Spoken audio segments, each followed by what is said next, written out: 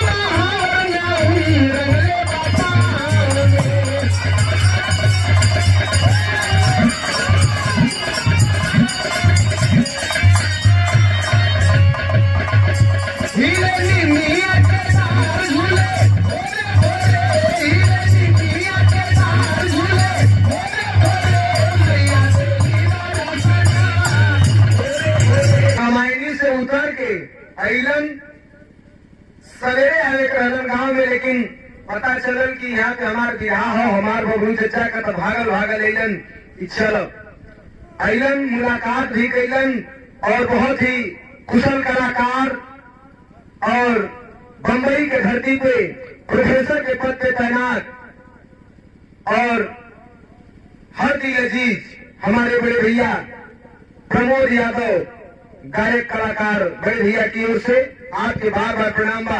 उपस्थित जनता का प्रणाम, आशीर्वाद की इच्छा था जिंदगी रहे। 5 मिनट का गीत गाई,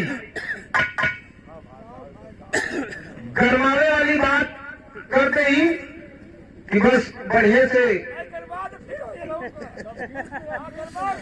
गरमाते ही चचा जब पहाड़ जब ऐसे जब तक हाथ हमें नीरज चचा पारखी हुए कि लोग जाना में लोग आगे तापलन, लेकिन हम दावा के साथ कहला कि हमारे नीरज चाचा आगे नहीं धुआं तापेलन। इतना बड़ा पारखी हुए, बाप बेटा के सामने खड़ा करा के लड़ा दे, कम बात है।